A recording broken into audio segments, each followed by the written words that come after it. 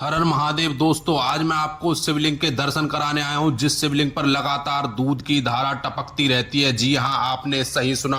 आज मैं आपको गुरु द्रोणाचार्य की तपोस्थली पर लेकर के आया हूं। बताया जाता है कि उनके बेटे अश्वत्थामा का यहीं पर जन्म हुआ था। अश्वत्थामा के जन्म के बाद उनकी मां उनको दूध नहीं पिला पा रही थी। उन्होंने भोलेनाथ से प्रार्थना की, जिसके बाद भगवान शिव ने गुफा की छत पर गौथन बना दिए और दूध की धारा शिवलिंग पर बहने लगी, जिसकी वजह से प्रभु शिव का नाम दूधेश्वर पड़ा और आज भी वह दूध की धारा लगातार बहती रहती है। मैं आपको गुफा के अंदर लेकर के जाऊंगा, लेकिन उससे पहले मैं आपको यहाँ का विहंगम दृश्य दिखा रहा हूं। देख सकते हैं यहाँ का कितना सुंदर और कितना अद्भुत दृश्य है। ये जो आप नदी देख रहे हैं, यह टॉस नदी है। द्वापर युग में इसे तमसा नदी के नाम से जाना जाता था। आइए अब मैं आपको गुफा की तरफ लेकर के चलता हूं। मान्यता है कि इस गुफा में कौरव और पांडवों के गुरु द्रोणाचार्य भगवान शिव की तपस्या करने के लिए आए थे।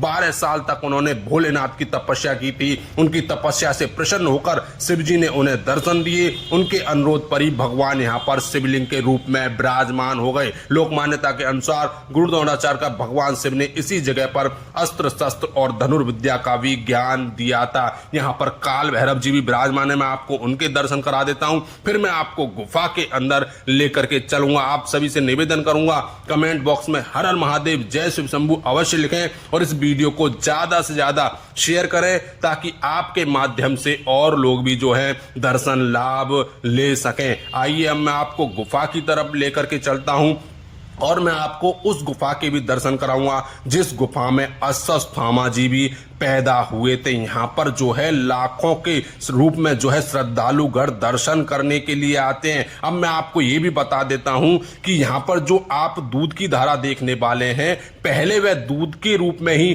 टपका करती थी, लेकिन कलयुग के प्रभाव से ये जो धारा है अब पानी के रूप में परिवर्तित हो गई है। इसलिए अब इन्हें टपकेश्वर महादेव भी कहा जाता है। पहले इन्हें दूधेश्वर महादेव कहा जाता था, अब कलयुग में इन्हें टपकेश्वर महादेव कहा जाता है। मैं आपको दिखाऊंगा कि बूंद कहां से टपकती रहती है निरंतर। पहले आप दर्शन कर लीजिएगा, मैं आपको बड़े ही अद्भुत दर्शन करा रहा हूं, फिर मैं आपको दिखाऊंगा जो पानी की बूंद है वह कहां से निरंतर टपकती रहती है। तो आइए अब मैं आपको दिखा देता हूं। ये आप देख सकते हैं, ऊपर से आप देख पा रहे होंगे।